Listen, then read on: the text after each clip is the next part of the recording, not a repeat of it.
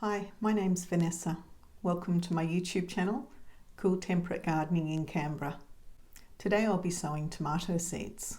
Tomatoes are a fruit that originally are thought to have come from South America, and the reason that they're considered to be a fruit is because we eat the component that contains the seeds.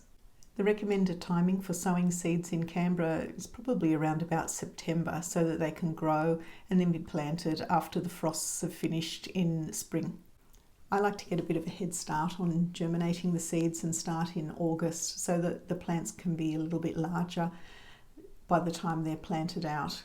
Plus it gives me joy to start germinating the seeds in August when it's cold here. It makes me think we're getting towards the warmer weather. This does bring about challenges though of having lanky plants that I can't plant into the garden because it's still frosty, so that's a little bit more work to overcome if you do want to germinate seeds in August. Two ways of minimising the lankiness is to expose them to sunlight and also to air drafts. Access to sunlight can be a little bit difficult if you don't have a glass house. I don't have access to a glass house, so I'll probably end up taking the plants outside for the daytime and then bringing them back inside for nighttime, which is a little bit extra work. Canberra has a fairly short growing season for summer vegetables with around about 160 days between the last frost in spring and the first frost in autumn, so I like to get a head start on things like tomatoes to get a good growing season out of them. Tomatoes take about 21 to 35 degrees Celsius to germinate, and it takes about a week to germinate them. This is the potting mix that I like to use. It's a mixture about equal portions of vermiculite, coco coir and normal potting mix. I do sieve the potting mix in this sieve and I throw the hard large bits of bark either on the garden or in the compost. So the coco coir I wet, but it's not saturated, and I just fill the cells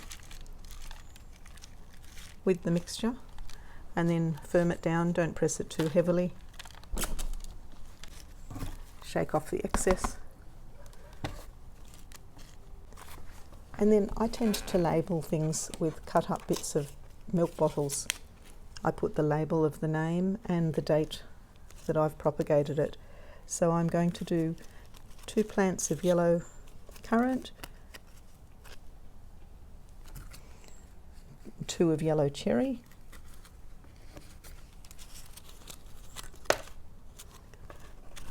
2 of sugar lump, and 2 of black cherry.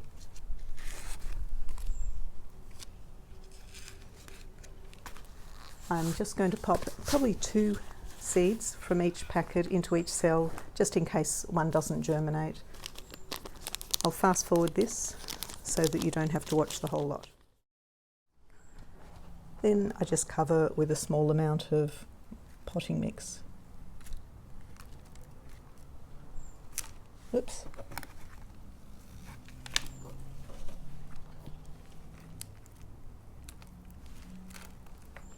And then again, gently firm it down, not pressing it too hard. Over here are some tomato seeds that I sowed just a few minutes ago. There's Roma, cherry tomato, oxheart, sweetie, honey drop and black Russian. I've put the same seeds into 3 different trays, and I'm going to take them upstairs and propagate them in different positions there. This tray is one that put on his video he was impressed with. It's made of silicone, and the larger cell tray he was hoping was going to germinate the seeds faster and provide better growth. These are just normal hard plastic cell trays that you can pick up for free from the Buy Nothing page or some pot recycle area. This tray cost $16 for a 2-pack. Quite a big price difference. I'd expect to see a pretty good difference in the plants for that price. I'm back inside now and I've just finished watering the seeds. These 3 trays I'm going to keep in the mini greenhouse, and the purpose of that greenhouse will be to keep a nice stable temperature and to keep it nice and humid. That hopefully will help those seeds to germinate. This fourth tray, it's going to stay exposed. It's not going to be in the greenhouse. And the reason is because I've sown some zinnia seeds last week that had some surprising results. These zinnia seeds, they were not in the greenhouse because they didn't fit. There was no room. So I just left it exposed to the normal room conditions. And I'm quite happy with how they turned out. They seem fairly strong.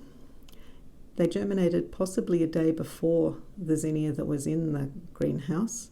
And here are the two trays of zinnia that were in the greenhouse. You can see that they're quite leggy, and that surprised me because they were both in the same location in front of a north-facing window, so they got the same amount of sunlight. But the ones in the greenhouse didn't get any wind movement.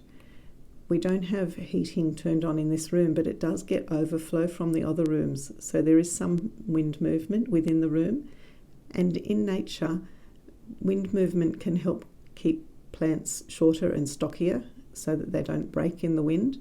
And I think that might be what happened here, because these zinnia look fantastic and these zinnia that were protected in the greenhouse are a bit leggy. So that's why I want to try the exact same seeds in this cell as this cell, and I'm going to compare the germination and the growth from the greenhouse to that that's not protected by the greenhouse. Today it's the 15th of August, and I'm going to compare the growth of the seeds that were sown in the greenhouse compared to the seeds that were sown in the normal room conditions. There are three trays that I'll be comparing. Those that the seeds were sown in normal room condition, that tray there, and then the seeds that were grown in the greenhouse but then exposed to the room conditions after they germinated, and then the seeds that were sown in the greenhouse and left to stay in the greenhouse conditions after germination. So all of the seeds germinated no matter which conditions, so they were all exposed to a warm condition, but the sweetie was the first seed to germinate, so I'll compare the height of that. So after 2 weeks, the height of the sweetie in the cell pack that was exposed to room conditions is probably about 4 centimetres tall, and it looks pretty healthy. And here in this large cell pack, where the seed was germinated in the greenhouse and then left in the normal room conditions after germination, it's probably about 4.5 centimetres tall. And this is the cell pack that the seed was germinated in the greenhouse and then left alone in the greenhouse to grow, and it's probably about 8 centimetres tall. So you can see that when left in the greenhouse to grow, the seedlings become quite leggy compared to those that were exposed to the room conditions. Here are some other seedlings that I sowed on the 1st of August. Out of the Greek eggplant, I sowed 4 cells. 2 have germinated, 2 haven't yet. The Cape gooseberry, none has germinated yet. The paprika I sowed on the 21st of July. 2 cells have not germinated yet, but here are 2 that did, and they're growing quite well. I've potted them up. None of the capsicum has germinated yet. I don't have much luck with capsicum, unfortunately. The miniature greenhouse didn't seem to make much difference with the germination time of the tomato seeds, and it did make them a little bit leggy compared to the seedlings that were exposed to the air. So I might leave the lid off the glass house when I germinate seeds inside in the future. My next challenge for the tomato seedlings will be potting them up and then taking them outside and inside each day. That'll take a little bit of time for me.